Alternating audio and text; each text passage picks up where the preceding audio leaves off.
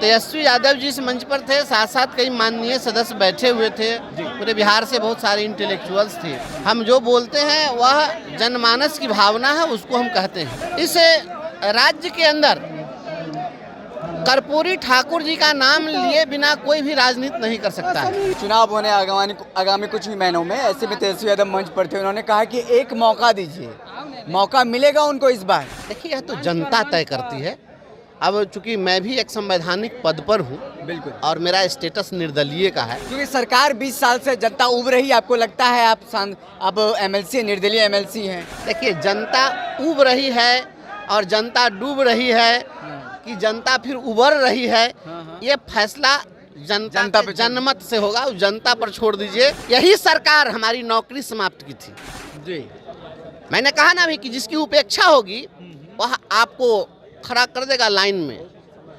इसी सरकार ने मुझको बर्खास्त किया, और बर्खास्त किया तो इसी समाज ने फिर हमको विधान पार्षद भी बना दिया। नमस्कार, दर्श न्यूज में आपका स्वागत है। मैं हूं आपके साथ विशाल। हमारे साथ बातचीत करने के लिए मौजूद हैं निर्दलीय एमएलसी वंशीधर बृजवासी जी।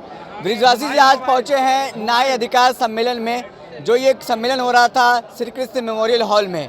ऐसे में जिस समाज से आप आते हैं, उस समाज के हित को लेकर के लगातार आप बोलते रहे हैं, और शिक्षा के क्षेत्र में भी लगातार आवाज़ आप उठाते रहे हैं। आज आपने जो मन से सारी बातें बताई है, तो क्या लगता है तेजस्वी यादव आपकी बात को सुन रहे थे, और आगे आने वाले दिनों में क्या कुछ देखने को मिलेगा?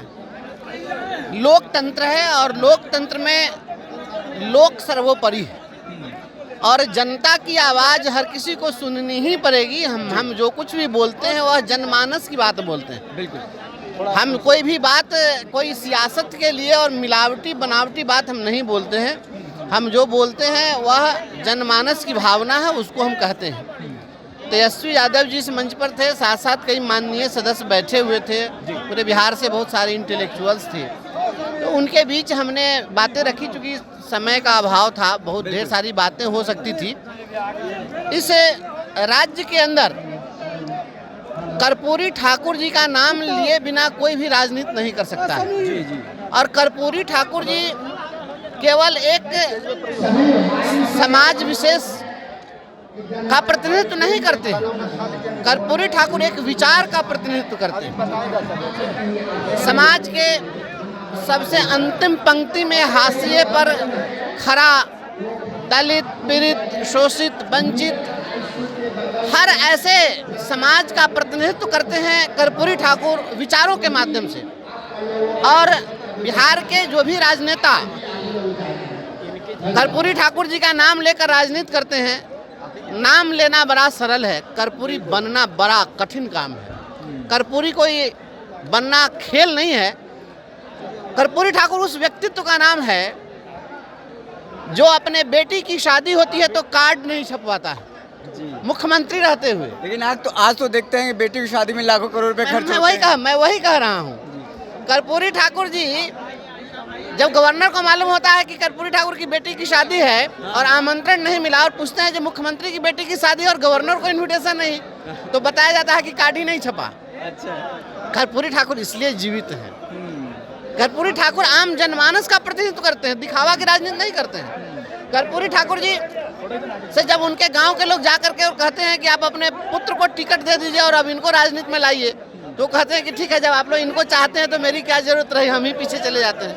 तो कर्पूरी ठाकुर ऐसी विचारधारा है। राजनीति की सुचिता का नाम है कर्पूरी ठाकुर, सामाजिक सुचिता का नाम है कर्पूरी ठाकुर, और सहनशीलता, सुचिता, सादगी, आदर्श, ये सभी के समुच्चय है कर्पूरी ठाकुर। लेकिन नाई समाज से आने वाले कर्पूरी ठाकुर अब तो नहीं रहे, लेकिन नाई समाज का अभी भी देखिए परिस्थिति, आर्थिक स्थिति जो सुधरी नहीं है, तो और जो नाई समाज का पुश्तैनी जो काम धंधा, उस पर कई लोगों का भी कब्जा हो गया है, उस पर बिजनेस व्यापारी कई लोग भी करने लगे। तो ऐसे में लगता है कि बिजनेस जो व्यापार था उनका खत्म होते जा रहा है। देखिए, निश्चित रूप से अब सामाजिक जो परिवर्तन हुआ है, पहले लोग पेशागत आधार पर लोग जातियों का निर्धारण करते थे कि बाल काटने का जो काम करेगा वो नाई। तो आज के डेट में आप सोचिए कि जो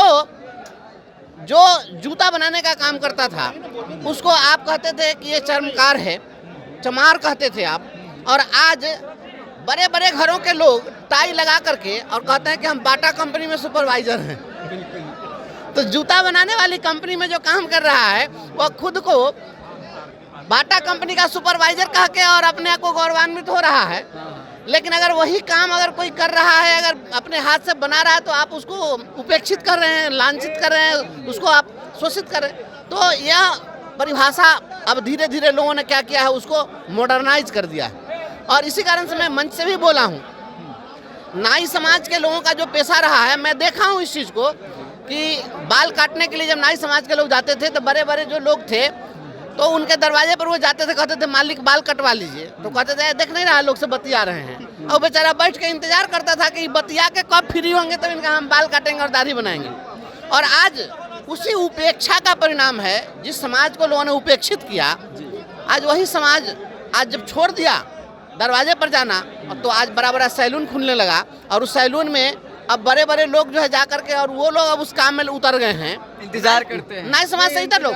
और अब जो है वहाँ पर लोग जा करके वही बाबू लोग जो पहले अपने आप को बहुत बड़ा समझ रहे थे, अब जाते हैं और पूछते हैं नाई से कि कई नंबर के बाद में हमारा बाल काट दीजिएगा। तो अब आप इंतजार कीजिए, तो जिसकी उपेक्षा करेंगे। देखिए, और मैं बताता हूँ, क्योंकि मौका नहीं मिला बोलने के लिए, उतना समय नहीं था। नाई समाज का आपको मैं कुछ उदाहरण दे, कुछ ऐसा कैरेक्टरिस्टिक है इसका आपको मैं बताऊँ। उसका नाई समाज एक ऐसा समाज हो, किसी की दाढ़ी पकड़ के दाढ़ी बनाते हुए आपने देखा है? दाढ़ी बनाते हुए सब लोग देखे हैं, कहते दाढ़ी बनाने का काम करता है। और टिकी पकड़ के हिलाते हुए आपने देखा है कि नहीं देखा? बड़े बड़े लोगों की चूल पकड़ के हिलाना जानता है यह समाज। आखिरी सवाल है बंसीधर जी, और सुनिए, और मैं बताता हूँ, हाथ में हथियार है, तेज ब्लेड है, और आज तक पूरा इतिहास खंगाल दीजिए, दूसरे किसी भी अगर समाज का अगर यह पेशा होता, गर्दन पे चला देता है तो साथ लेता वो साथ देता ना आपको। अगर और बता दीजिए कि अगर दुश्मनी भी किसी से रही हो तब भी यह समाज किसी के साथ ऐसा छल किया हो, एक भी उदाहरण आप नहीं बता सकते। गर्दन में ब्लेड इतना विश्वसनीय समाज है यह समाज, इतना विश्वसनीय समाज। देखिए, नाई समाज इतना विश्वसनीय समाज है कि वह कभी किसी के साथ विश्वासघात नहीं किया। सहनशीलता मैं आपको बताता हूँ, इस समाज की सहनशीलता का आलम यह रहा, आज भी कोई भी यज्ञ किसी के घर में हो तो यज्ञ के आयोजन से पूर्व की सारी तैयारियों का जिम्मा इसी समाज के पास जी।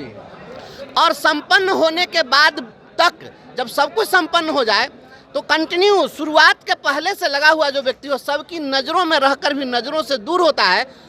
कोई उसके बारे में नहीं पूछता खाना खाया है कि नहीं खाया है, इसको उचित इसका मेहनताना मिला है कि नहीं मिला है, सारा जग हो गया। और बाद में तब फरिया के बेचारा अपना जाएगा, उसको जो बचा खुचा जो देना होगा लोग देगा। और किसी से आज तक झगड़ा नहीं किया इसके लिए कि हमको आपने कम दिया या ज़्यादा। इतना सहनशील जाति आपको मिलेगा। बंसीधर जी, एक सवाल और आखिरी सवाल, विधानसभा के चुनाव होने आगामी कुछ ही महीनों में, ऐसे में तेजस्वी यादव मंच पर थे, उन्होंने कहा कि एक मौका दीजिए, मौका मिलेगा उनको इस बार? देखिए, यह तो जनता तय करती है। अब चूंकि मैं भी एक संवैधानिक पद पर हूँ, बिल्कुल, और मेरा स्टेटस निर्दलीय का है, तो कुछ भी मैं बोलूँगा तो अतिशयोक्ति होगी। जनता तय करे, सभी लोगों को लोग देख रहे हैं, सत्ता को भी लोग देख रहे हैं, विपक्ष को भी लोग देख रहे हैं, और जनता कहीं ना कहीं तो वोट करेगी ही। तो जनता का जो फैसला होगा वह सभी को मानना है। क्योंकि सरकार 20 साल से जनता उब रही, आपको लगता है आप एमएलसी, निर्दलीय एमएलसी हैं? देखिए, जनता उब रही है और जनता डूब रही है कि जनता फिर उबर रही है, ये फैसला जनता पे जनमत से होगा, जनता पर छोड़ दीजिए। यही सरकार हमारी नौकरी समाप्त की थी जी। मैंने कहा ना अभी कि जिसकी उपेक्षा होगी वह आपको खड़ा कर देगा लाइन में। इसी सरकार ने मुझको बर्खास्त किया, और बर्खास्त किया तो इसी समाज ने फिर हमको विधान पार्षद ही बना दिया। तो अगर किसी पर कार्रवाई का डंडा चलाएगा, किसी के साथ अत्याचार हुआ तो फिर समाज भी खड़ा होगा, तो समाज जिसके साथ खड़ा हो जाएगा वह मजबूत हो जाएगा। बहुत बहुत शुक्रिया हमारे साथ बातचीत करने के लिए। देखिए, हमारे साथ बातचीत कर रहे थे निर्दलीय एमएलसी बंसीधर बृजवासी जी, जिन्होंने तमाम मुद्दों को लेकर के बातचीत की। आज देखिए, पटना के श्री कृष्ण मेमोरियल हॉल में न्याय अधिकार सम्मेलन बुलाया गया था, जिसमें नेता प्रतिपक्ष तेजस्वी यादव ने शिरकत की और तमाम मुद्दों को अपने समाज के सामने रखा और कहा कि एक मौका दीजिए, उसके बाद देखिए फिर हम किस तरीके से आपको हक अधिकार दिलाएंगे और राजनीतिक हक भागीदारी की बात भी उन्होंने कहा है कि केश कला खोलेंगे और साथ ही साथ जो कैंची होता है जो नाई समाज के लिए बहुत ज़रूरी औजार होता है वो भी मुफ्त में दिलाया जाएगा। फिलहाल इस खबर में इतना ही, बहुत बहुत शुक्रिया।